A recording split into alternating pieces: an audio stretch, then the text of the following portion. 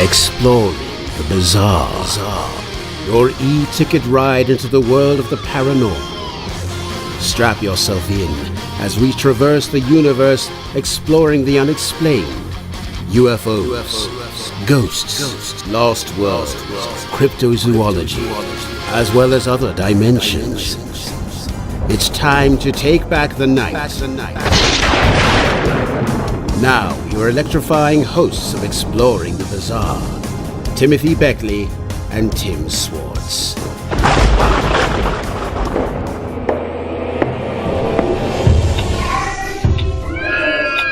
Oh, geez.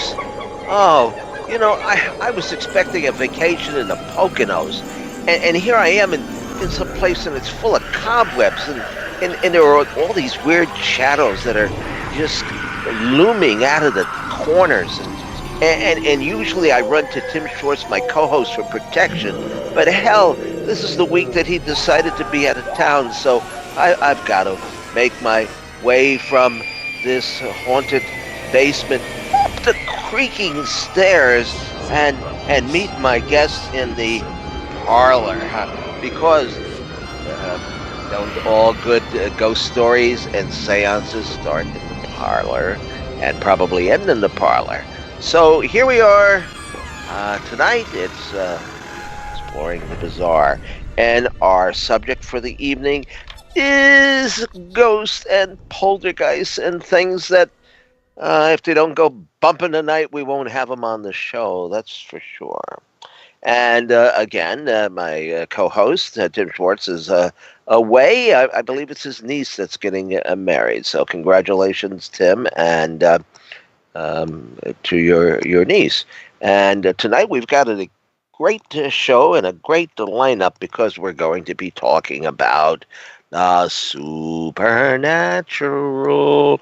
And you know how I love the supernatural and how the supernatural loves me. Because, you know, I was raised in a house that had poltergeists in it, you know, doors opening and closing and lights going on and off. And there was one occasion where a piece of china, not an expensive piece, but probably the ones you got on Saturday afternoon at the movies. They were giving out free china in those days, and probably got it with a Dracula flick or something. Anyway, the plate slid across the table and proceeded to fall to the floor without breaking. And so I know that there is something to all of this. And tonight we have two fabulous guests with us. We have L'Aura, or L'Aura, as I call her because she has a hyphen over the L, Hoffman, who is the author of a new book that has just been released called Ghosts of the Poconos. And I'm not in the Poconos, I wish I were, but I'm here in New York City. And L'Aura is the founder of the New Jersey Ghost Hunters Society, and she's written several other books titled Ghost Hunting New York City and Ghost Hunting New Jersey. And I don't know very much about L'Aura, so we're going to have a conversation and find out what her background is and how she got pulled into the supernatural. And with us all the way up there in Rhode Island, where the weather, I'm sure, has gotten a little bit warmer than it has been in the last few months, because we're pulling out of the cool and cold season and into spring and, well, actually summer. Now, I don't think we had a spring, to be honest with you. And our guest is Paul Eno, one of our favorite guests. And so Paul is a guest and / co-host this evening. Now, Paul is graduated from 2 seminaries, but was expelled from a third because of his paranormal work. And of course, we all know that he takes a slightly different approach to the paranormal. He doesn't necessarily believe that all ghosts, or maybe any of the ghosts, are spirits per se, but he refers to them as parasites, who are actually here from other realms and other dimensions, and sort of feeding off the the flesh and souls and spirits of humans. And Paul has been on the Discovery Channel, and he's been, of course, on all the various talk shows, late at night and early in the day, and is the author of numerous books, including, Paul, the latest one is Everything You Thought Was Real. What's the exact title? More or less, it's that's correct, but it's Behind the Paranormal. Yes. Everything You Know Is Wrong, written with my son, Ben. That's right, right. And you have one of the longest running shows on the paranormal. I heard you're on Sunday now. Is that correct? Yes. Yeah, going into our 10th year this month. And over broadcast Sunday over WOON out of Woonsocket, Rhode Island, and of course picked up and heard all over the world on the internet. And it's always a joy to have Paul on. And so tonight, sit back, relax, get yourself perhaps a beer or a stiff drink. You may need it because of the subject matter. And Laura, hello. Good to have you with us this evening. Where are we talking to you from? Where are you located? I'm here in the good old Poconos in Pennsylvania. Oh, you are. Why don't you start out by telling people something about the Poconos? I mean, most people, I guess, would recognize it as a resort area, but that's mainly for people that live in the New York City metropolitan area. Give us just a little rundown on the Poconos. Well, the Poconos, it's a nice mountainous area of northeastern Pennsylvania. True, the open Mount Airy Lodge. Have a fine winter time in the Poconos. At your host with the most in the Poconos. Beautiful Mount Airy Lodge. Actually, they redid it, so now it's Mount Airy Casino. I don't know if people remember those old commercials back in the 70s of beautiful Mount Airy Lodge. But well, you know, they were an advertiser on the Joe Franklin show, and Joe was a good friend of mine. He was the king of nostalgia on TV here, wow. Here in New York. And I met the owner of the Mount Airy Lodge. And I'm sure it's not the same owner these days, but isn't that the one with the heart? Isn't that the one with the heart-shaped bathtubs and stuff? Oh yeah, they have the champagne tower glass bathtub, the heart-shaped tubs, all that stuff, but then they also have the nice new casino and different restaurants. But there's a lot of, I mean, even if you're not someone who wants to gamble, there's so much to do in the Poconos, just in its innate beauty.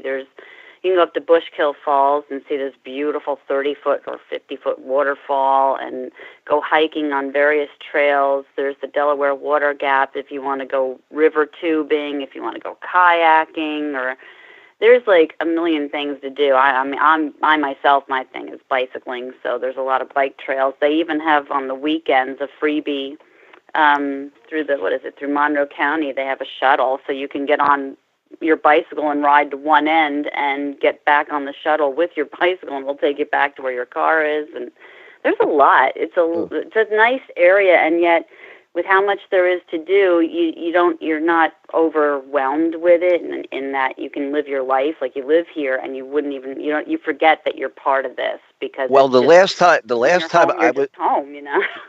The last time I was in the Poconos, which was quite a number of years ago, it was Southside Johnny weekend, and I attended one of his concerts. He's a favorite of mine. Okay, so we've got you located in the Poconos. Now, it sounds like a most relaxing atmosphere, and it is. It's a beautiful drive. Why the heck is it so haunted? I think primarily it's got that whole water source going on between having the Delaware River. The Delaware River is right there. And then you have the whole history of the Lenape Indians. So and then the Dutch settlers, and there's just been so much here that I think, and I also think it has to do with part of the ground or what's in the mountains. I don't know if there's a certain lime quartz or something within the ground itself, but it seems to like act like this magnetic draw. And there's not, I mean, I know there's definitely hauntings, that's for sure, but then I think a lot of them are residual hauntings. It's just, it's left, there's been so much history that there's a lot of thumbprints in time that are left here. Well, now, how did you get to, you're originally from New Jersey? Yes. How did you get to the Poconos? I mean, by car, probably, but that's... Yeah. I met my now husband. He came down off this mountain to a party and it was in the town I was living in New Jersey. And my friend was co-hosting this party with her then fiance, who turned out to be my now husband's friend. So my husband came down to the party to be with his friend. I went to be with my friend, and we met, and now I'm married and live here. All right. Well, give us a little bit a scoop about your background in the paranormal, because you've been involved in this since 1993. Is that what? Yeah, I started doing the investigations actually under the training of Jane Doherty. At the time, she was the president of the Jersey Society for Parapsychology, and she's a renowned psychic medium. And I had attended one of her seances. First, I attended one of her tours, ghost tours, at the Spy House down in Port Monmouth, New Jersey. And after that, I went back and attended one of her seances. And after the seance, she was lamenting that, gee, and I got all these recordings I make, but one of these days I got to type them up. So that's how I got started. Was I approached her and I said, look, transcription is one of my favorite things to do as a secretary, and if you want, could we barter? I'll transcribe your tapes, and in exchange, let me go on ghost investigations with you and learn the ropes here. And then it worked well. You know, I was transcribing all the stuff and learning under her and how, you know, what she did from a psychic capacity, and then incorporating the equipment at the time, which was an Iowa boom box for EVPs and a Sony camcorder, like an 8mm camcorder. But, you know, we've come a long way in terms of equipment, but that's what we started out with. And that's how I got started in terms of that. I mean, did you have your own? Did you have your own? Did you have your own experiences though? I mean, were you raised in a house that was haunted, or something spooked the hell out of you, or what? Going back to childhood, definitely. We moved. My father's job, unfortunately, transferred us very quickly back from Jacksonville, Florida, back up to New Jersey, and the only house my grandmother could find in such short notice to rent for us was this 140-year-old house, fully equipped with 2 ghosts, one male who was kind of scary and who mostly stayed in the basement, and then a female ghost that I kind of nicknamed Mabel. And Mabel was more interactive. She had a little bit more fun. She liked to blow open the front door every day after school until we acknowledged her, and then she would stop doing it. And you could say, Mabel, set the table. If I put the dishes on the table and they'd rattle and slide a little bit, and my mother would get all freaked out. She's like, stop doing that, you know. But the one night I remember that scared me was that one in the basement, because I heard heavy footsteps coming up the stairs, and my bedroom was right at the top of the stairs. And when they got to right outside my door, it just stopped, and I'm like waiting, and I was like, that's weird, because I know when my father at that time would go to bed, and he'd usually hit his head on the landing above the stairs, and I didn't hear him hit his head, and I'm like, why is he standing there? And as fast as I'm thinking that, my cat, who was asleep on my head on the pillow, she stood up and her tail got 3 times the size. She arched her back and she started hissing right at the door. And I'm like, that's not my dad, you know. So I ran out of the room and I jumped into my parents' bed, and both parents were there. And the next morning, my mother's like, what happened? What scared you? And I told her how I said, well, what time did Dad go to bed? She said the usual, 11. I'm like, well, no, this was 1 a.m. And I told her what I heard. So then she got nervous. She told my father. He's running around to see if somebody broke in. And then all of a sudden, we all stopped and looked at each other, and we're like, well, wait a minute. The dog would have barked if someone had walked in. And we're like, oh, yeah. And the dog was sound asleep. Didn't, you know, just the cat tuned in to, like, there's something there, you know. So it was that, and then even before that, I remember my mother worked in a very haunted, well-known haunted restaurant, to the point where the Ed and Lorraine Warren came down type of haunted restaurant in Morristown, and they told me the stories about Phoebe's room, and Phoebe was the servant girl. This way back in the 1800s, it was the Sayre farm, and Antoine LeBlanc was a disgruntled farmhand, and he ended up, luring Mr. and Mrs. Sayre, the farmer and his wife, into the barn, and he smacked them with a shovel and pummeled them and killed them, and then he went into the house, and the servant girl was asleep, and he stabbed her to death in her sleep, and he made off with the family silver. And a posse was issued. They captured him, brought him back, had a trial. He was hanged on the green in Morristown. And afterwards, which really... And what year was this? What year was he hung? Oh, gosh, I want to say 1826, but I'm not 100% sure. I don't remember off the top of my head. Before the electric chair, I guess, was around. Well, this is where it gets weird when you talk about electricity, because they cut his body down, and it went off to a surgeon who actually was hooking up electrodes to see if he could reanimate it. And he toyed with the body for a little bit. Then they sent the body to a tannery, and they skinned him, and they made 3 wallets out of Antoine's skin, and they auctioned them off to offset the costs of the trial and the hanging. And my great-grandmother had one of those wallets. Wow, and you could sell that for a lot of money on eBay, I bet.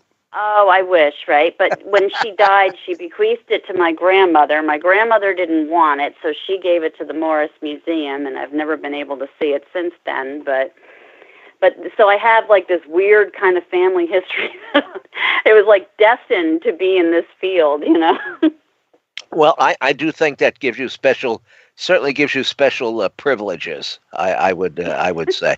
Now, how old were you when you had this ghostly experience? 14. Ah, okay. Well, you were you weren't.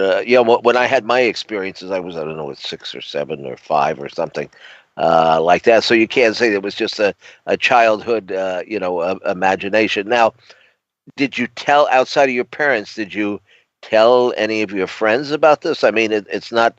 No, I don't think in those days it was kind of a socially. I didn't say a word. It was because even you have to, as a background, you have to understand. I was raised very strict Catholic, so that's why my mother was like, "Don't keep doing that. That's the devil's work." And I'm like, "Well, I'm just having fun, just saying, Mabel, set the table." She's like, "No, don't do that," and then part of my Catholic upbringing would kick in as well, and I'd get nervous, and I'm like, so I knew I didn't want to say anything outside of the home, because I was a new kid in school. We had just transferred up, so already I was off to a bad start in that I had always gone to Catholic school. Now I'm being thrust into this public school setting and having to figure out what to wear every day instead of a uniform. So I certainly wasn't going to be on top of all that. Oh, and by the way, our house is haunted, What was the actually the case that you investigated in New Jersey? Actually, it was at a university in Madison. It was Fairleigh Dickinson University. Was the, what do you call those, where the kids a dormitory. And these kids in a dormitory had been fiddling with a Ouija board and brought something in. And it was weird because whatever this thing was, it could manifest visually to one girl specifically and auditorily to another girl. And yet it was manifesting to the point where the girls had moved all their mattresses into one room to stay together. They had a buddy system to go to the bathroom together. Nobody would go there by themselves. And to show you how frightening it was, all their boyfriends would not spend the night. Well, I would have taken the ghost on. No problem. Yeah. No problem there. Well, now, what was the outcome? What was the outcome of the investigation? I mean, could you actually prove that there was a ghost, or was it the girl's imagination running a little wild after maybe too much tequila? At first glance, you would think something like that, but we went and we investigated. And I'll never forget it. My then husband was down in the living room area, the common area of this one particular dorm setting that we were in. And he was doing some more filming, and I said, you know what, there's a lot to get here. And I was having some battery issues with the recorder, so I said, you know what, it's a good thing I'm a secretary and I can do shorthand. I'm just going to go down the hall and sit on the floor and start writing up some of my notes while it's fresh in my head, but in shorthand, in case my recording did totally crap out. I at least wanted some kind of notes there and then on the spot. So I went down the hallway, and I'm sitting on the floor, and I'm writing up notes and things that I'm taking, everything that happened thus far. And all of a sudden, I just stopped writing, and I looked up, and I don't know why, but I could sense that something was coming towards me. Mm-hmm. And it was so strong that I was I was terrified to even turn my head to the left where I sensed it coming from, which is really down the hallway from where they were all gathered. And I actually had to coach myself. I was like telling myself, right, on the count of 3, you were getting your ass up off this floor and you were running into the living room. And I was like, 1, 2, 3. And just as I started to stand up, all the girls in the living room were screaming bloody murder. And by the time I made it into the living room, they're still screaming. And the rabbit was still flipping all around. They had a rabbit in a cage, like as a pet. And they said that's what they noticed started it, that the rabbit started freaking out in the cage. And my then husband noticed that too. And then the one girl who could see it, she saw it come out of the bathroom and head right down the hallway. She's like, my God, it ran right through you, meaning me, because I said I could sense this thing coming. And I said, okay, you've definitely got something negative here. You were playing with the Ouija board. You've opened a portal of some kind. And I said, then you have all your nice hormones running rampant in this place. You guys, I basically gave them a lot of instructions to do a lot of cleansing and get the energy as positive in there as possible.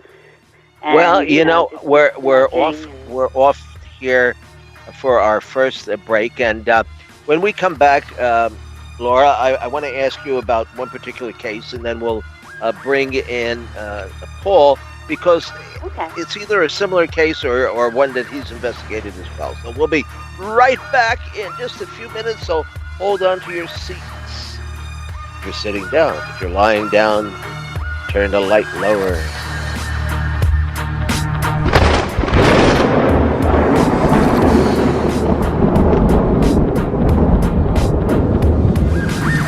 Tweet your comments anytime to KCOR Radio or simply use hashtag KCOR. Even better, jump in the live chat room and share your thoughts with the show at kcorradio.com.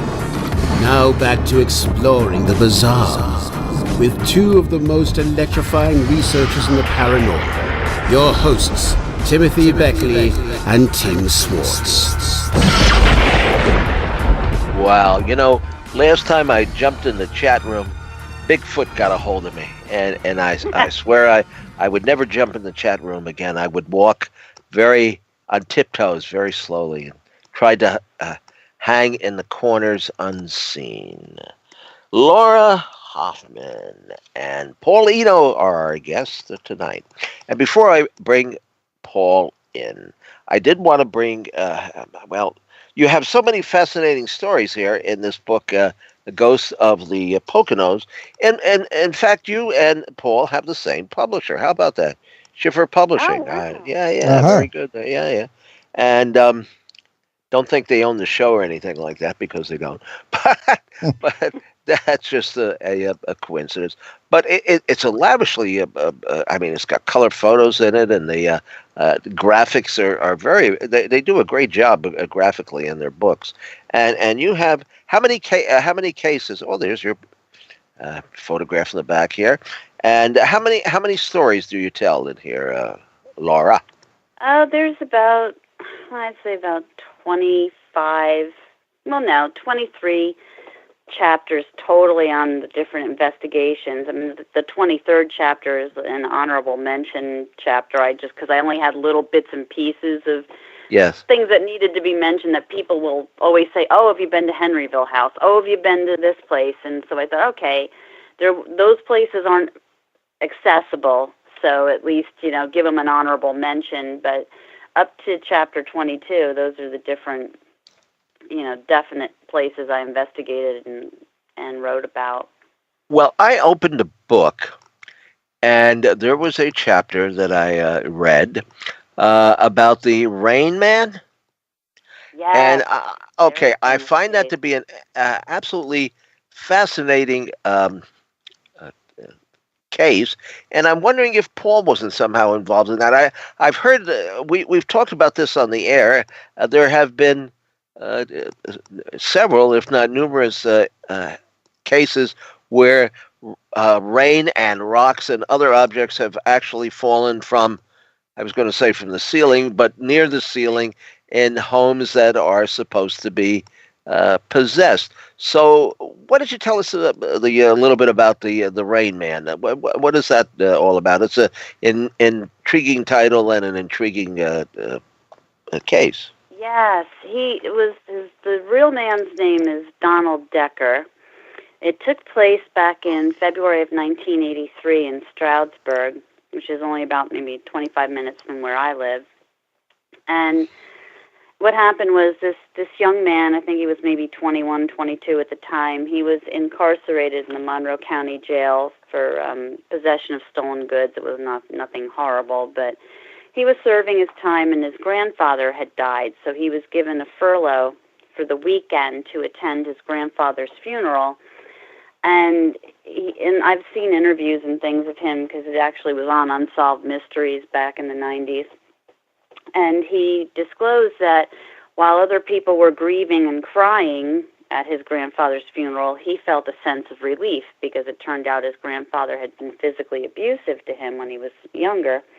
So he was kind of happy that the guy was dead and wouldn't be able to bother him anymore. But long story short, his family didn't want him after the funeral to go back to their house, so he stayed with a friend of the family's. And I think that was the Kiefers.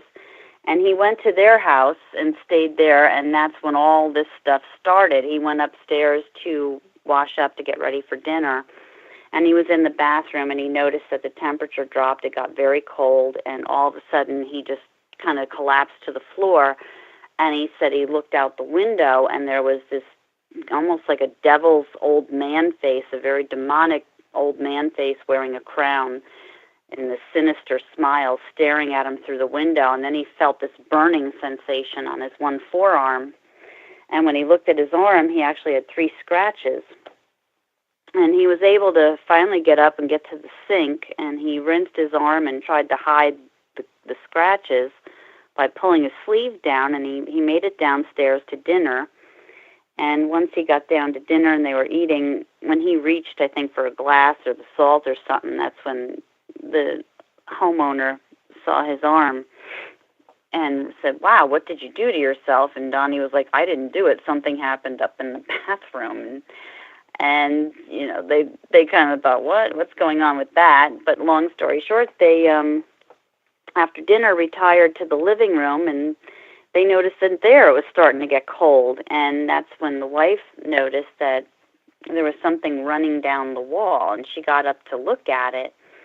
And she called her husband over, and she's like, "Do we have a plumbing problem?" And next thing you know, it's getting even more. There's more water coming down the wall. And when the husband touched it, he said it had like a very tacky, sticky feel to it. It wasn't really watery. But I'm just trying to find this one thing. Bear with me. So he decided to call his landlord, the Van Wys, and they came over. And now it's like really pouring. And they kind of noticed Donnie has slipped into this trance-like state, and this water is falling from the ceiling all in the living room. So now, was it clear like sink water, or? Yes, it was definitely. It looked clear, but he said it had a tacky feel to it. And but it wasn't actually like raining in the room. It was like flowing down the wall like a waterfall. No, it was raining in the, yeah. It was raining. So that's where it got really bad. And that's why he wanted his landlord to come over to see this, because he's like, I didn't do anything. I didn't, So the landlord, Van Wy and Kiefer, they went up into the bathroom to see what had happened, because that's where Donnie had his experience, and they couldn't find any kind of leak or anything. And they came down, and it was just getting so profuse that not only would it fall from the ceiling, it was rising up from the floor, it was shooting horizontally, it was just all over. Poconos are known for their water parks. Yeah. Exactly. They called the police. The police came, and at first the police didn't even want to come out. They're like, we don't handle plumbing issues. And they're like, no, you've got to see this. And they witnessed it, but the chief of police told the policeman to just leave the scene. There's nothing we can do about it. Don't even file a report. And the one officer, I forget his name, but he felt bad about it, so he went back. And that's when years later, he's even in interviews saying how he was getting pelted right in the face with the rain. And hang on one sec, I'm just trying to find that thing. But he was getting pelted in the face with the rain, and he had glasses on, and that's what he said. It left like a weird residue. They didn't know what to make of it, and I know at one point Mrs. Kiefer, she took Donnie out of the house, and it stopped raining. She took him around the corner to a pizza parlor, and it started to rain in the pizza parlor. And supposedly the pizza parlor owner she was very, religious, but she kept a rosary in her cash register drawer. She took that out, and she went and put it on Donnie's forehead, and he screamed because it burned him. And she's like, "Get him out of my I would have smacked the hell out of her. I swear. If I were a demon or the boy, let me bring Paul in here, because we haven't heard from him this evening, and he is waiting in the West Wing. Paul, we have heard of other cases of water falling inside homes, right? Oh, yes. One in Vermont particularly is mentioned by Joe Citro in one of his books, but I've run into two of them myself, one of which was quite dramatic, but the most recent one was in 2000 in Abington, Connecticut, where the public library, and as far as I know, this may still be going on, little country town, very small, and they got in touch with me, and they said, we just don't understand what this is, and they'd read my 1998 book, Faces at the Window, and took place in the same area, one of the major cases, and they were saying that this whole business about the parallel worlds and also this could very well maybe explain this, and so I went over, and this is before I was working with Ben, because he was very small at the time, but I was starting to wonder, do blood relatives have similar, for lack of a better term, psychic reactions to the same stimuli, in places where things like this are going on. And so I didn't have Ben, so I took my cousin with me. And we went in, and he had some carpentry experience, because the water was the place wasn't flooding or anything, but the steps down into the basement, which was, very old and stone wall, rural dirt floor kind of thing, were literally seeping water. And this had been going on for several years, and the steps never rotted. It was as though they weren't being touched by water.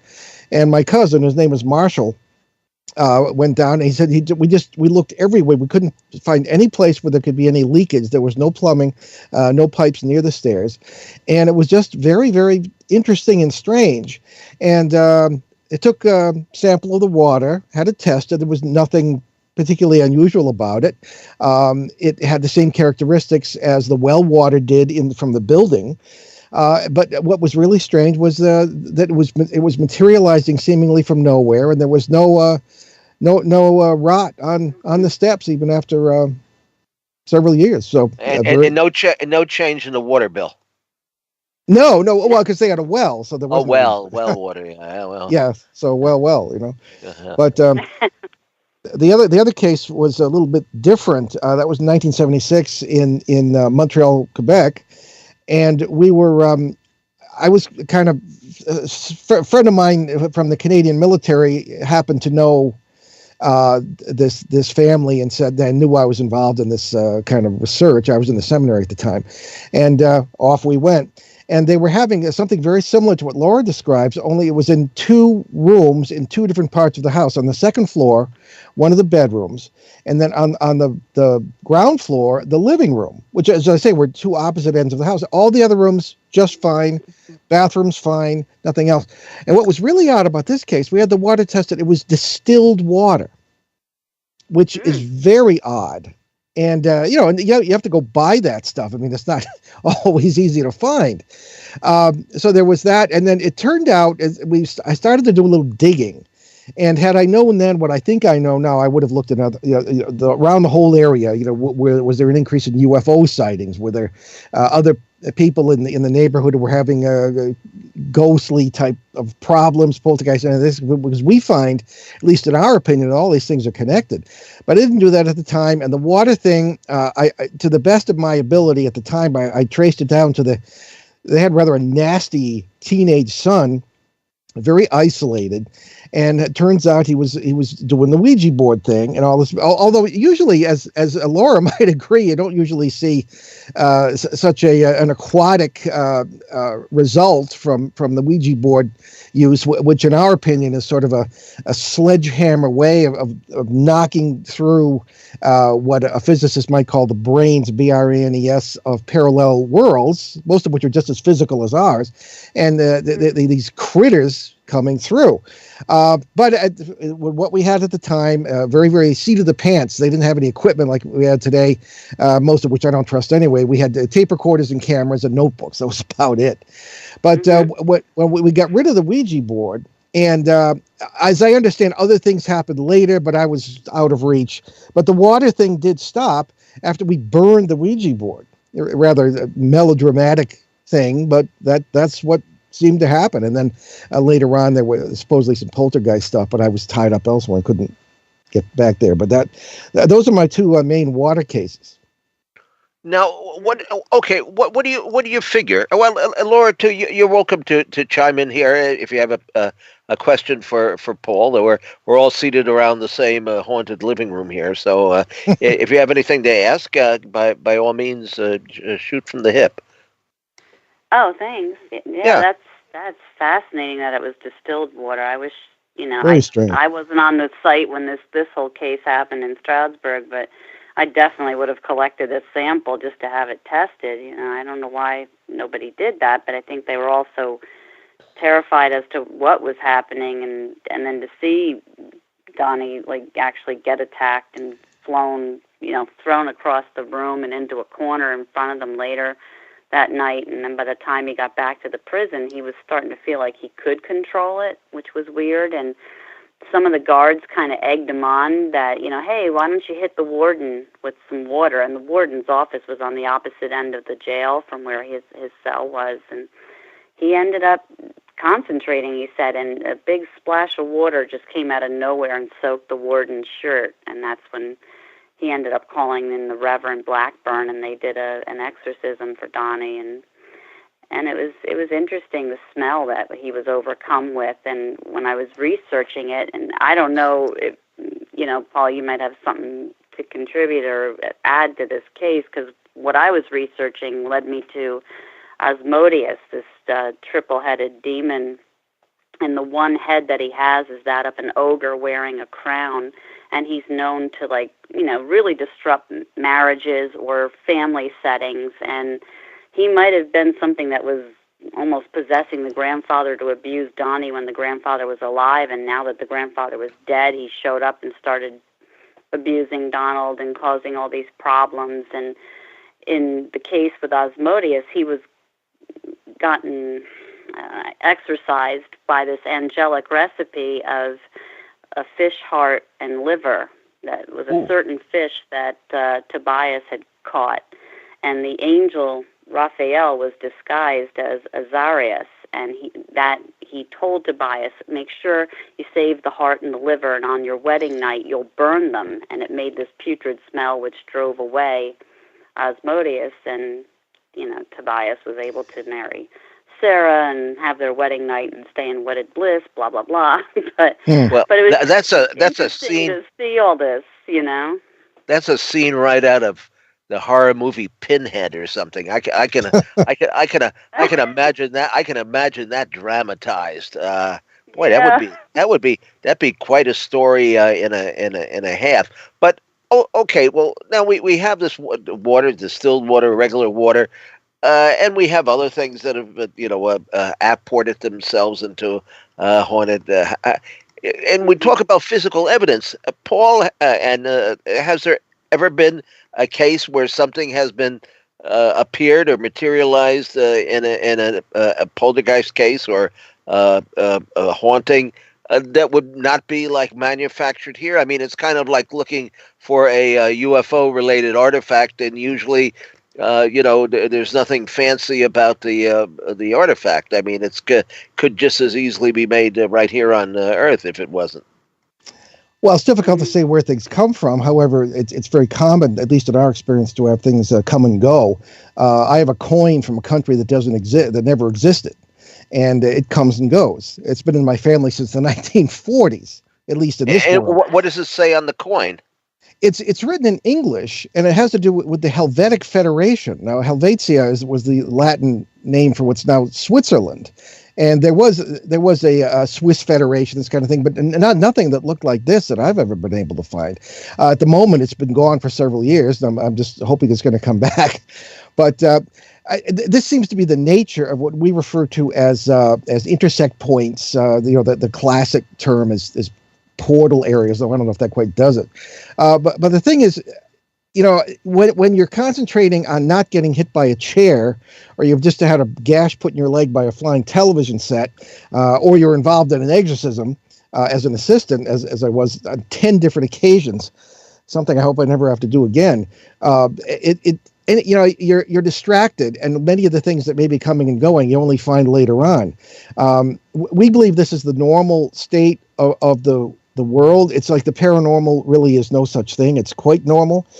We often use the occasion of, you come in, how many times have you come in and put your car keys on the kitchen table? You turn around and they're gone, or they're at the other end of the table, and then you don't pay much attention to it. That's one of those things. But then when something starts playing frisbee with your fine china, whether you got it at the theater or not, back when we were kids, Tim, then that's when you pay attention. There are only certain things we can absorb, and we find that in cases there are all sorts of things going on that we don't necessarily notice, because and what we do notice, in our opinion, is almost never what it appears to be. Nothing in the paranormal is what it appears to be, in our experience anyway. And we could be wrong, but I mean, we have a very narrow paradigm by which we understand things, we humans, and we put labels on them according to things that we understand. In other words, we take the folklore seriously. It really is Asmodeus, say, And it can look to you like that. It can act like it, but the folklore came from somewhere, and it's probably a much, much deeper reality than something that we can even grasp. So it's fraught with peril. It's full of traps.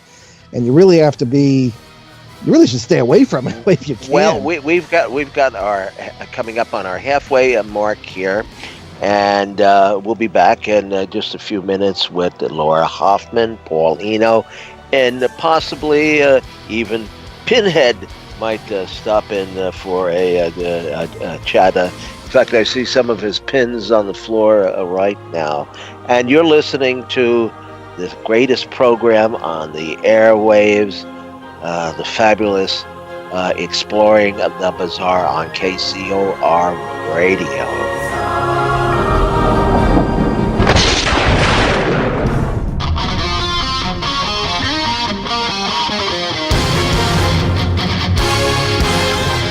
Exploring the Bizarre. Your e-ticket ride into the world of the paranormal. Strap yourself in as we traverse the universe, exploring the unexplained, UFOs, ghosts, lost worlds, cryptozoology, as well as other dimensions. It's time to take back the night. Now, your electrifying hosts of Exploring the Bizarre, Timothy Beckley and Tim Swartz. I put an X to that Tim Schwartz name this week. He ain't here. and I'm here by my lonesome. Well, not really, because I've got Paul Eno, who's a guest and co-host, and I've got L'Aura Hoffman. And boy, it's been a spooky experience so far this evening, and I'm just loving it. I tell you, there's nothing better than a well told ghost story. Of course, there's nothing worse than a poorly told ghost story. But we've got two great guests on this evening, and Laura, I wanted to ask you here the lure of the Pennsylvania Dutch. Now, there are quite a few legends and stories and superstitions now that in this part of the Pennsylvania that go back hundreds of years. Now, am I correct in saying that this is the area where people actually put the hex signs up on their barns?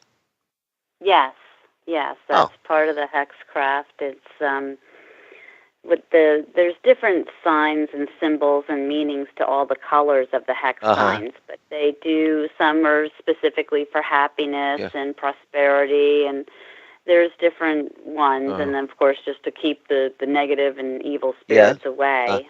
In fact, we did a series of books, and one of them is called the Book of Powwows, which is in fact, we have 3 books on Pennsylvania Dutch. Well, 2 of them actually. The other one happens to be about the Caribbean. I don't know. Somehow it's got mixed in there together. But so it does. The stories do go back. For a century or longer. What are some of the superstitions and lures and stories that have been told? Well, the one I mentioned in the book that I thought was interesting because it reminded me of where I'm from, the Jersey Devil, is the Suey Jaeger. And Jaeger comes from Jagen in German to hunt, and it's basically the Suey Jaeger was a huntsman, but was actually a thought form that ended up taking on the role of a death spirit. It was created by a Dutch mother whose entire family had been wiped out by an Indian tribe attack. And she was so distraught and enraged that her hexcraft that she used to create something, she was basically just wanting to get revenge on this tribe for what they did to her family, but she was so distraught she supercharged it, and it became this death spirit where in times of peace it would hover or be around near the rooftop of a Dutch family, and if you spotted the Suey Jaeger on the roof of someone's home within a week's time, somebody in that house was dead.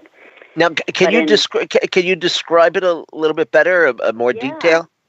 I wish I could have found a picture. What I had to do for my presentation, I just photoshopped together various things based on its description. That's him in the background. Yes, I hear him in the background. I apologize. That's the dog going. No, animals are welcome. Animals are welcome on this show. I'll tell you that. Yeah, we have many pet lovers. I'm sorry, what? No, I said we have many pet lovers among our. In fact, we probably have more pets than we do. Well, go ahead. Go ahead. I don't want to interrupt you there. Well, the Suey Jaeger has a human shape except for the 2 wings that come out of its back. He's known to wear clothing mostly of buckskin. He carries a long flintlock rifle, has red glowing eyes, and they said even though he has like the buckskin kind of top piece to his clothing, the bottom part was primarily of Dutch influence of the time, and he would fly above, like I said, the houses of the Dutch in times of peace to signify who in that family would die, and so he was more of a portend of death or a death spirit. But in wartime, and this was first noticed in the Revolutionary War, he would help the Dutch, and by that he would actually hover over the heads of the Hessian and the British officers, and here was a little, patriot Dutchman with his rifle, and they said at 400 yards he could shoot his rifle not even really aiming, and that bullet would pierce the heart of the Hessian or the British officer who had the Suey Jaeger floating above his head.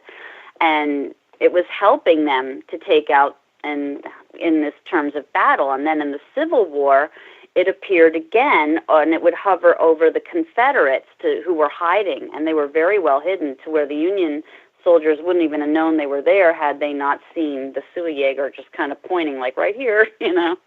And then again after the war, he went back into his death spirit mode.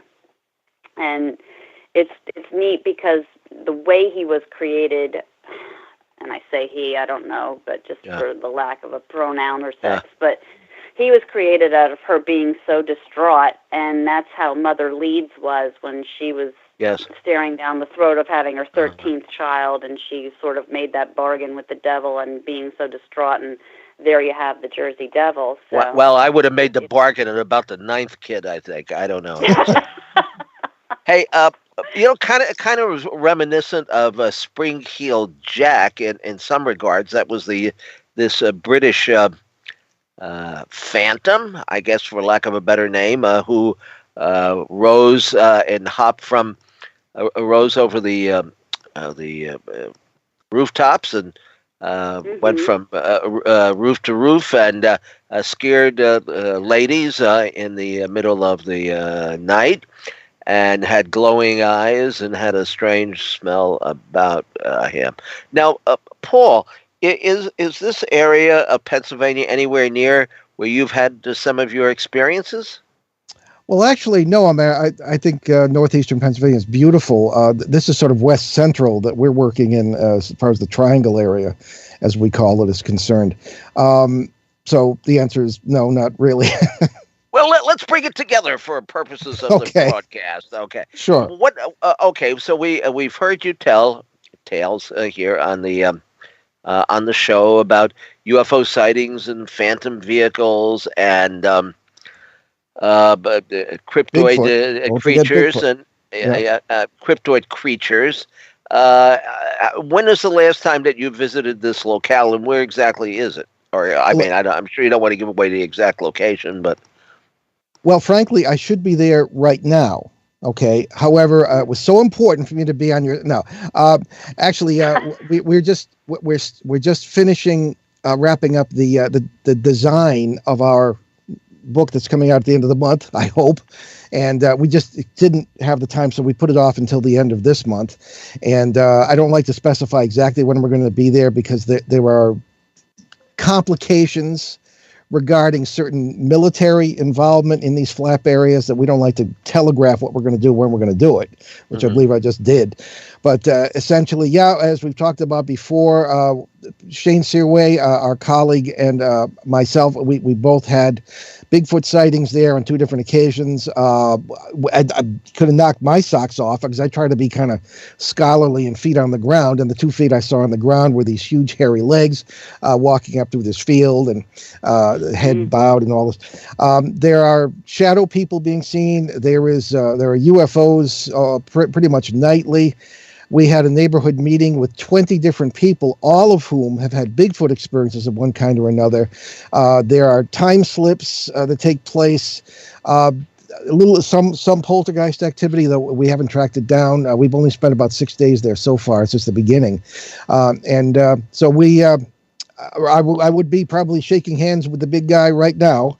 Were I not on your show or didn't have this. Well, you could bring him on anytime you want. No problem. How did you first find out about this area? I mean, there are window areas in other parts of the country. John Keel, I think, first came up with that. I believe so. Terminology. And yes, Jacques Vallée, we call them portals, perhaps entrances to another dimensions. Sometimes they're associated with these stone huts. What would you call them? Stone circles too sometimes. Yes. Yeah. How did you first find out about this place? I mean, how was it brought to your attention? Well, it was early in 2016, and it was William J. Hall's, at the time, new book called The Haunted House Diaries, which doesn't sound like it, but it's about the flap area in central Connecticut, central and western Connecticut, that Ben and I have been investigating since '05, because we spent years on cases. And it was one of Ben's first cases, along with the haunted policeman of Vermont, and he just got his feet wet doing that. So the woman was reading about this and said, gee, we ought to contact the Enos, and there we were. And Shane Searway, whom I don't know if you know him, but he... Well, I think he's been on the program, wasn't he? Oh, yeah, he should. Yeah, I was going to say... Yeah. Said if he hasn't been, he should be. But, sure. Yeah. But his specialty is, much as L'Aura has been describing, many of the same sorts of things, as it was for me, sort of my origin in the field as well, doing the same sorts of things, investigating homes and trying to help families, this sort of thing. So it all mushroomed from there, and that's how they heard about it, and there it was. So then the very first weekend we were there, things were happening. It was really quite amazing. And yet, it brought up something that I wanted to ask L'Aura, if I may. Do you find, L'Aura, because this is what we find, that it's really not necessarily places that are haunted so much as people? Because just as one of the reasons I ask is because in this Pennsylvania case, that there are areas where things happen and homes where things happen or don't happen, kind of depending on how positive the people are and how together they are. So do you run into that at all? I agree. Yeah, there's where, and I felt bad. I had one family in particular that were having the problem of, the one girl, the oldest daughter, seemed to be haunted, but it was where they were living, so they sold the house and they moved, and then they got to where they were going, and about a month into it, we went and investigated. It was their second house. They had moved out of it and were staying in a hotel in process trying to sell this house and get to a third house. And we were in the second house. And the homeowner came there just to let us in to investigate. There was poltergeist activity that took place on that investigation, where like a golf ball had been thrown down the stairs at one of my investigators' heads. At one point we were standing in the kitchen and I had my audio recorder parallel to me on the counter, and while we were talking, we witnessed it turn 45 degrees, so it was now perpendicular to me by unseen hands. So there was stuff going on, but the child wasn't present at that point. We were getting weird EMF readings, even though there was no electric outlet. There was a lot of stuff going on in that house, but you could tell from what the family was going through that something was centered on this daughter. And they were still having issues even staying in the hotel room. They were like, we got to get rid of whatever this is. And I said, well, there's definitely a problem here in this house, but she might have just been the spark that lit the fire when you guys moved in here, because she's got something attached to her already. Well, do you feel that in poltergeist cases, at least sometimes, or maybe all the time, that it isn't necessarily an entity throwing the golf ball during? Because I've been in cases where I just have felt no presence when things are moving around. And I'm wondering, is it possibly the byproducts of the, in our terms, parallel world intersect or portal energy or whatever you want to call it, that's actually doing some of the psychokinetic activity as opposed to the deliberate move by some entity? I don't know. That's just the hunch that I get most of the time. What say you? That's interesting. I'm going to think that through. Because up to now, I've always just, said in my mind, the psychic or telekinetic ability was more of a manifestation of the living than it was, like people, the living do it. They leave their psychic imprints. They have the ability to get so stressed, and if they internalize it, and when they finally relax, it has to go somewhere, and that's when things start flying around the room. But that would be interesting.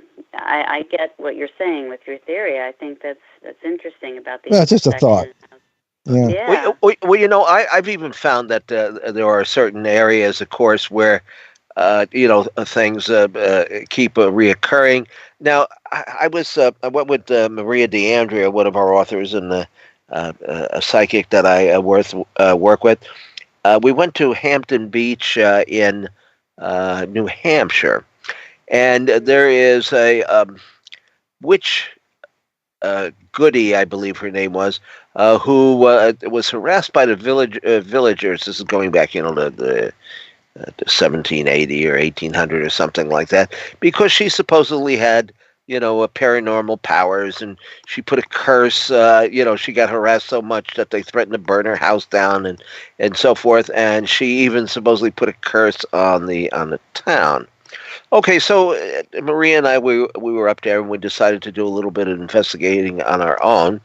In fact, the case is written up in a book that you contributed some material in Amityville and Beyond, which is really not all that much about the Amityville horror, because that's been done, time and time again, and probably very little new to say about it, pro or con. But like you, Paul, I've reached the conclusion that this is all kind of interrelated phenomena, and what appears to be the souls of the departed or demons could well be something from some other time or place, or outside the matrix, so to speak. Anyway, we decided, well, let's go and find where which Goody lived, and apparently the home is still there, or what is an old shack, and maybe it's not the actual place where she resided, but people think that it is, or it's brought out in tourist guide. Anyway, so we're walking around this area, which is on a side street, right, a block or two off of Hampton Beach, and running into people on the street. Now, one individual that we spoke to, a gentleman, I would say in his early to mid 40s, was very shocked and surprised to hear that there was a supposed, and I use this in quotes, evil witch who lived down the road less than the eighth of a mile. But he said, it's very peculiar, because my house, there are strange things that are going on all the time, and I'm almost afraid to go upstairs. So we questioned him, well, what's going on upstairs?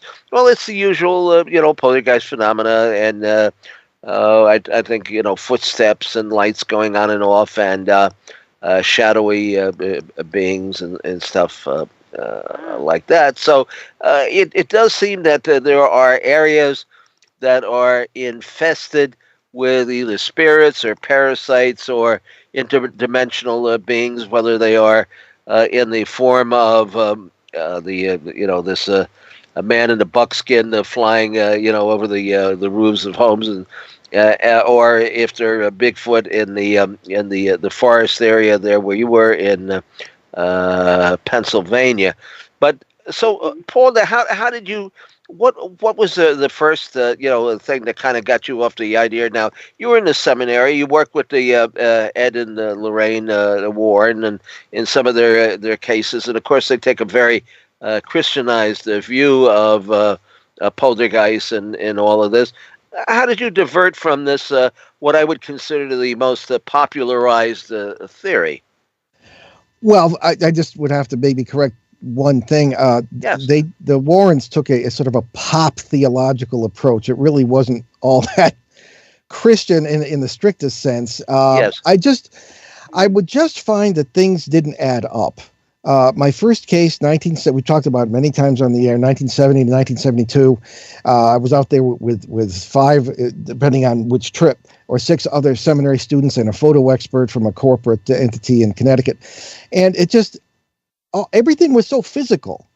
It was like, you hear the ox cart go by, but you can't see it, but you're hearing the wooden wheels, you're hearing the guy yelling, you're hearing the crack of a whip, you're hearing hoofbeats. I mean, it just didn't strike me as very spiritual. It struck me more as if it has something to do with time than anything else. Laughter of children. I mean, how do you laugh if you don't have a body and you don't have any vocal cords? I mean, stuff like that. Why do we see ghosts wearing clothes or driving cars? The physicality was just striking. I don't. To this day, a lot of people never ask those questions. At least not most. I don't know, but I just got, and in the exorcisms, that was in the 70s. I was in the major seminaries, they called, and I was not doing them. Of course, I was assisting a priest, because the second faculty I had on the college level was very sympathetic to this, much to my surprise. And it just, they're pronouncing, using the authority to throw out the demon. They wanted its name, and they just assumed everything that it said was true. And I just got the feeling there was something much deeper going on here, and that this thing was just making fools out of these people, meaning the priest and the assistants, with all due respect. So it just, I tended to ask difficult questions in the seminary too, like, well, gee, if Jesus was in the tomb 3 days Friday afternoon to Sunday morning is not 3 days. It's like a day and a half, stuff like that. That really doesn't make any difference. But it just bothered me, the way things have been handed down, and the veneer and the baggage that a lot of the old beliefs have taken on, so that you have, instead of possibly some sort of cosmic beings, as are talked about in the Mahabharata of the Indian culture, and you instead have Satan and demons, actually having physical warfare with these. It's very anthropomorphic. We put our own spin on it and our own labels that we understand, that it might be way beyond our understanding. And I think that essentially sums up the paranormal, and that's hence the subtitle of our last book, Everything You Know Is Wrong, because we have to start kind of from square one. So that's a long answer to a short question. Well, what is right? I mean, how do we? How is it possible we could? Okay. So now I just did a book here that just came out this last weekend.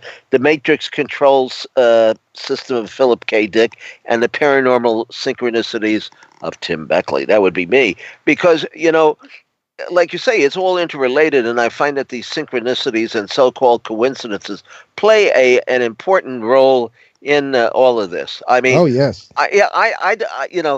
some people say, "Oh, I woke up and the clock said 11:11." I wouldn't even include that in the book. Or I thought of somebody and the telephone rang 2 days later and it was them, and I had no nonsense. I mean, I got stuff here that is hardcore synchronicities. You could win the lottery quicker than you could have these synchronous, and just like some people have repeated UFOs, UFO repeaters. We did a book on that. Sure. UFO repeaters, the camera doesn't lie. I'm the master of synchronicities. I mean, I've got more. I got enough to just write 80 pages of my own synchronicities, and it's all bizarre and very strange. As we will return in just a few minutes with the last segment of Exploring the Bizarre with our two great guest of the evening and a tongue-tied host.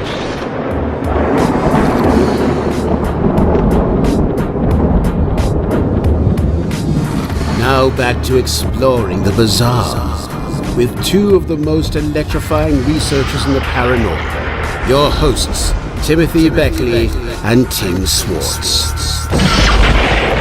All right, we're back. This is our last segment for the evening, and time is flying by rapidly. And we have tonight Paul Eno, who is the master of many worlds and dimensions.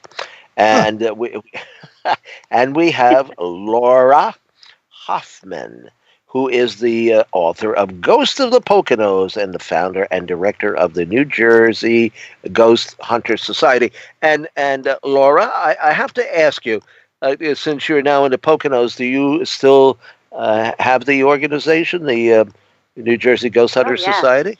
Oh, you do? Yes, definitely. I mean, I keep the website up and maintain all that stuff. I'm more of the person behind the curtain type deal at this point, in terms of being involved with writing and researching. But I have amazing team leaders, and they handle the monthly meetings, so we still have where are your monthly meetings, so I can crash it sometime?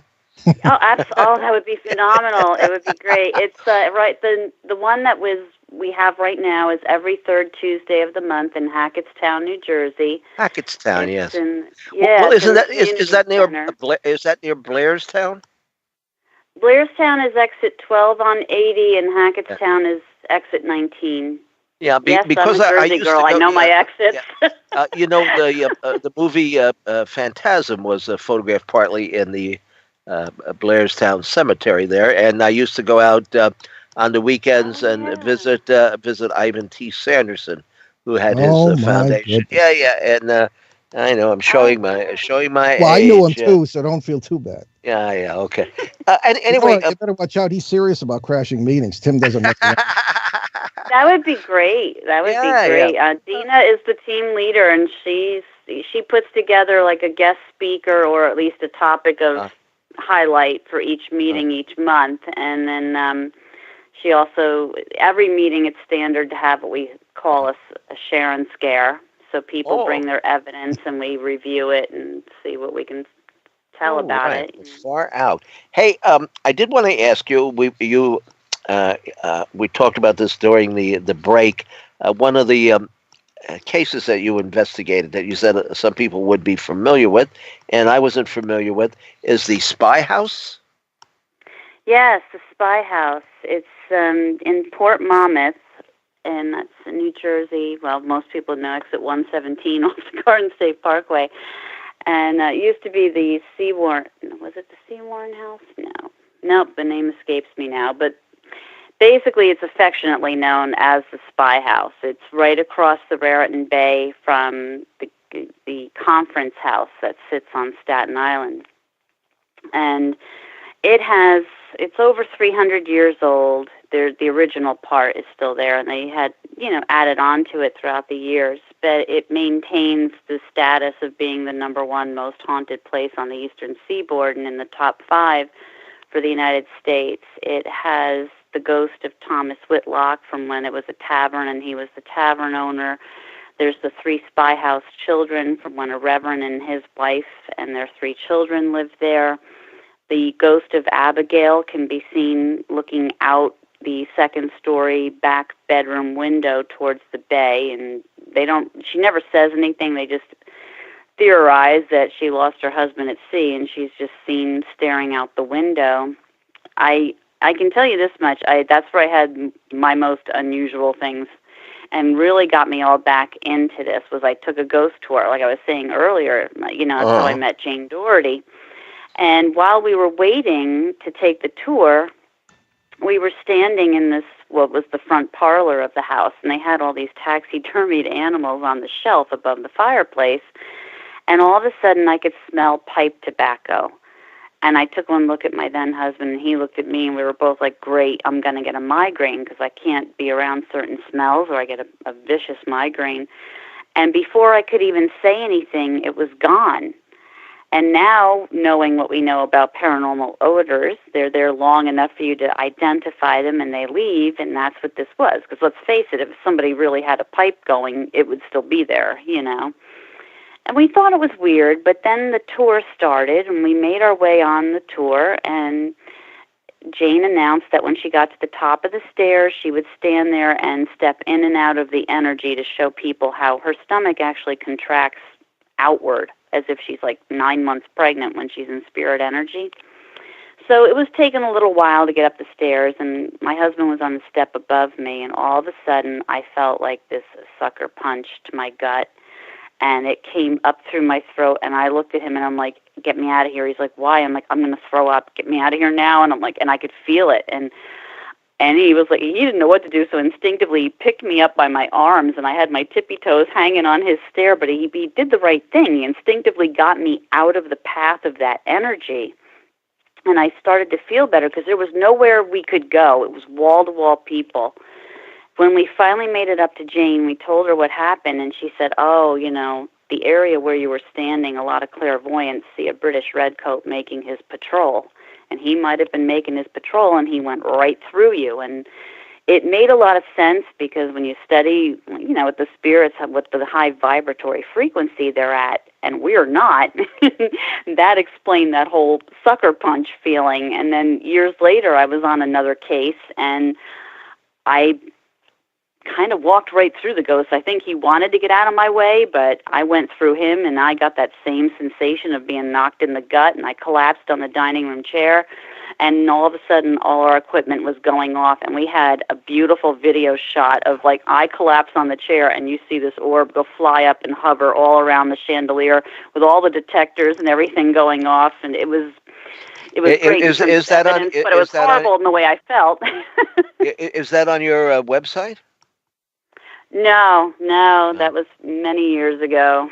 You don't have a copy of that. We'd like to use that on YouTube if we had it. I would love it. If I could track it down, I remember the person whose camera it was, but I've lost contact with them. That was how long ago it was. It was at a house, and I do remember it was Lake Parsippany. That's where we were. But now you talk about technology, and we did mention this before, Paul.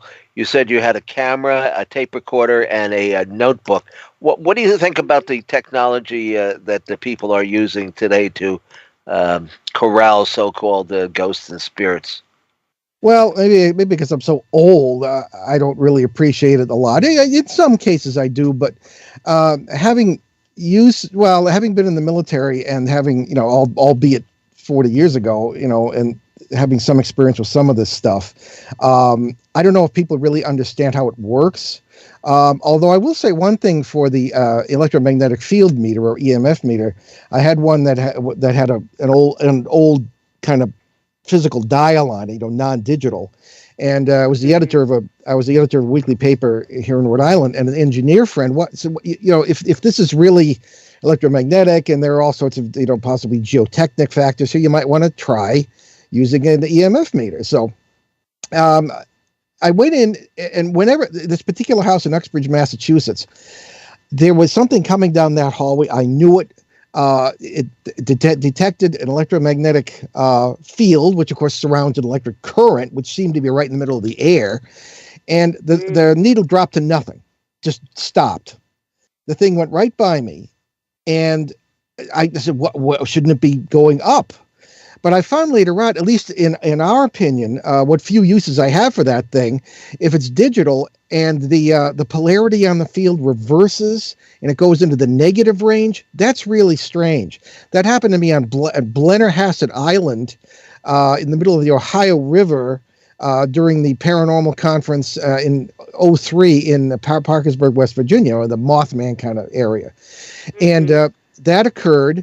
And as a matter of fact, Susan Shepard, the organizer, said, Paul's going to be our fearless leader tonight of this ghost walk. I'd never been on a ghost walk before. I thought they were dumb. But I had a good time. And one of the things was watching this thing. You get a little flask of rum and stick it in your pocket, and you go on the ghost walk, and you're all set for the evening. You want to make the ghosts think you're one of them, which they often do. I find that they're afraid of us because they think we're ghosts haunting them, because they're not ghosts at all. Anyway, for that stuff on the electronics, but ion detectors and all this stuff. I mean, we can influence temperature ourselves, and there are all kinds of things. EVPs, electronic voice phenomena. Ben could tell you all about it because he's a sound expert. So I won't even try. But anyway. Well, L'Aura, how about you? I mean, what sort of equipment do you use when you go out on a ghost walk or hunt or whatever? I have a Mel meter, humidity and the barometric pressure, as well as the EMF, and I had a DVD. I'm going to upgrade that to an HD one, so I can still shoot in night shot, but also get the high def capability, and a Nikon camera that is just great for high res still shots, and a little Sony audio digital recorder for the EVP camera. Traditional in the equipment that I use. These K2 meters, I really don't see the value. People are like, it lights up, it's like an EMF, but you're asking a question. And to me, it's like, it's just a battery-operated light-up table tipping device. I mean, it's kind of synonymous with that. Like, blink this for yes, blink that for no. And those things I haven't been too wild about. The crappy EMF meters that you see some people holding that have the red blinking light, I'm like, no, you want the real one that measures the milligauss and has the needle, because my first husband was a radio technology guy, so he had the heavy-duty EMF meter. And those were things I was used to. The new stuff with all the the boxes where they're communicating and. Oh, I was going to ask you about that. The spirit box, is that a hoax? I don't think it was intended to be a hoax. I think whoever was working on it was really putting some valuable time and effort. But it's not going to be the AT&T of the afterlife at this point. Nobody sounds better than George Meek did, Paul, right? No, I agree. Yeah. He had the shaver under his chin or something like that. I don't know. That's what it always sounded like to me. But you mentioned, Laura, that you have your camera and your tape deck for EVP. Have you gotten spirit photos and voices and sounds and things that weren't visible or were visible What have you gotten? And it's interesting that some of the better ghost photos that I have from all the years of doing this really harken back to the days of 35 millimeter. I don't know. I think back then I had what I called my ghostometer. My own internal sense was got more refined because I had to rely on, I would sense something and be like, shoot in that corner. Nope, it moved over there. And I was getting a higher success rate. And yet digital came along, and all of a sudden I could just look on the screen, and I got lazy and very dependent on that instant feedback of, oh yeah, here it is, But I have that one. I love that picture. And it's funny, over the years it's been on the website. People would write to me and say, that's not a ghost. That's a woman in a costume. I'm like, I know, I'm the woman in the costume. But that white tornado thing standing next to me is the apparition of sorts, So it's been interesting to have shots like that. One time I actually did see an orb in my peripheral vision fly by, and I just snuck over and grabbed the camera and just fired it in that direction, and I captured it. So, yeah, I would say 99% of your orbs are dust and airborne particulates, but when you have corroborating evidence where you get an EVP or a temperature drop or an EMF spike at the same time you took that picture, and you took several successive pictures and nothing else showed up, just that one, I'd say, okay, that gives it some validation. In this case, I actually saw the thing fly by, and I took a picture of it, which is rare, but it happened. And the EVPs, I was out on Sachs Covered Bridge in Gettysburg, and at this point, it was just me and one other investigator. We were the only two people on the bridge, and he was having fun taking pictures, and I just, all of a sudden, was standing there with the recorder, and I didn't even want to talk. I just kind of stepped away, and I went over to him. I'm like, you done?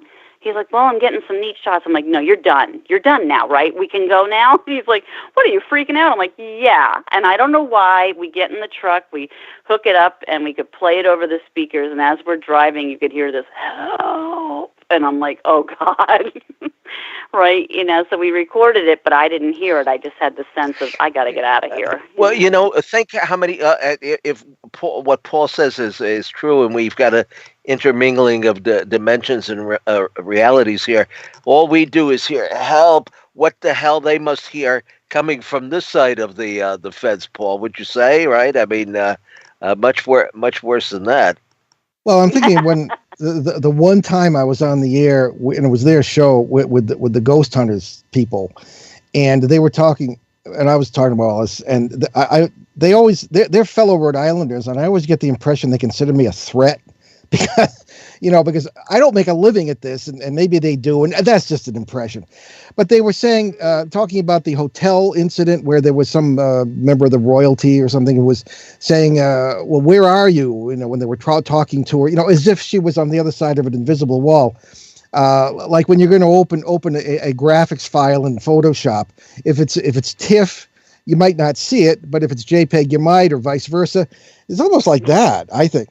And so they were almost coming over to the point of view that maybe it's more about time than it is about death in that sense, and that sort of thing. But I don't know. It's I think Laura puts it very well when it comes particularly to the equipment.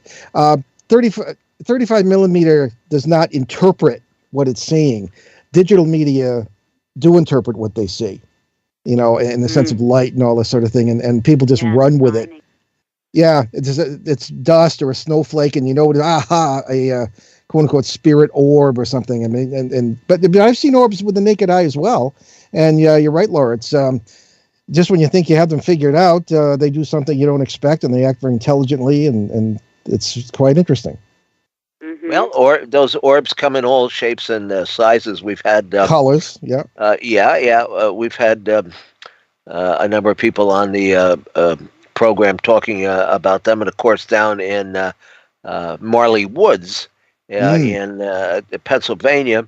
Not Pennsylvania, and Missouri. Yeah. Yes, they come in all the colors and sizes. Some as small as a baseball, and some I understand is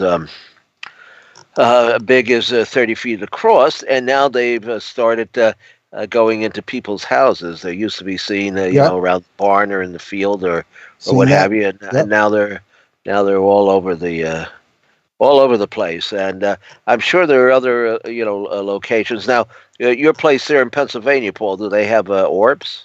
Orbs, yes, right? yes, yeah. That's true. They do. They have just about everything there. We haven't seen any upright. What does Linda Godfrey call them? Upright unknown canine cryptids. I haven't seen any of them. But you mentioned Marley Woods, and I'm thinking of Ted Phillips. Ted Phillips, yes, absolutely. And he believes that those orbs are probes of some kind, not necessarily from aliens in the classic sense. No. I think he's given up on the interplanetary, explanation for all of these things, or they could be, when we say alien, I mean alien encompasses a hell of a lot of things. I mean, might not necessarily not be from other planets. I mean, you can't shut off any possibility, but there are plenty of other possibilities we need to consider in all areas of the paranormal, in our opinion. I mean, it's half the stuff you couldn't make it up anyway, and to broaden the mind and broaden the possibilities, I think is only going to help. Well, I see we're closing in on the midnight hour, and we'll have to be shutting down and going back into our coffins and being hauled away, only to emerge during sunlight.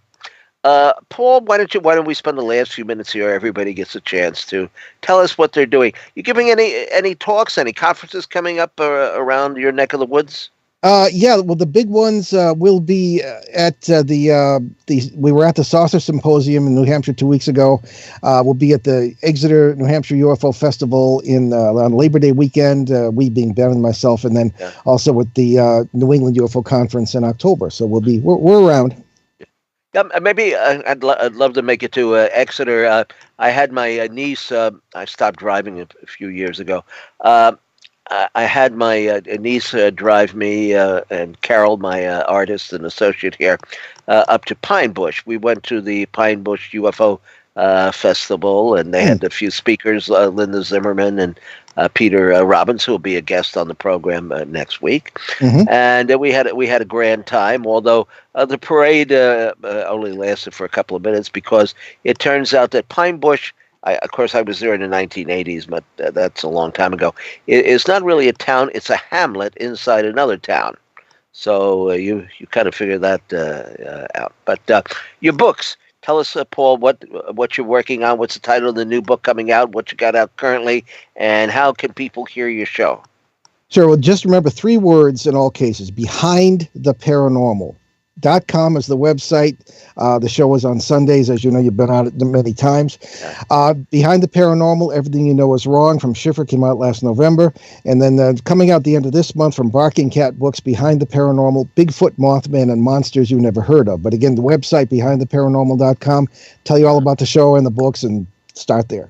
Boy, and you are considered by many to be the most intelligent man in the paranormal. Well, that's their problem. Yes, but also a fun guest to have on. And I'm sorry Joshua was not able to join us this evening because of communications problems. He could have used a little bit of EVP help, but perhaps in the future. And Paul, I thank you for a last minute, literally 5 minutes before your time. And Laura, you take it away, L'Aura Hoffman. What's on your agenda? Well, right now, June 20th, I'll be at the New Jersey Ghost Hunter Society meeting in Hackettstown doing a presentation on ghosts of the Poconos. And then come October, I'll be, I'm usually on the road a lot presenting on all the books, whether it's on New Jersey, New York City, and the Poconos. And I also have presentations scheduled. The Haunted New Jersey and Spiritualism presentation I'll be doing October 24th. So there's some neat things going on. People can check out njghs.net. That's the New Jersey Ghost Hunter Society.net website. All the information for our meetings is there. It's free and open to the public to attend any meeting. So we welcome that. If you have some spooky photographs or eerie recordings, things you're not quite sure of, just bring it for share and scare and we'll review it. Well, I must say, you have been a very delightful and intelligent guest, and I'm glad I asked you to be on the program. In fact, I want to hear more from you in the future. You're one of the best ghost storytellers that we've had on the show. And we are concluding our program for the evening. Next week, it's Peter Robbins and a special guest abductee from Norway. We've got a show planned on Kenneth Anger and other icons.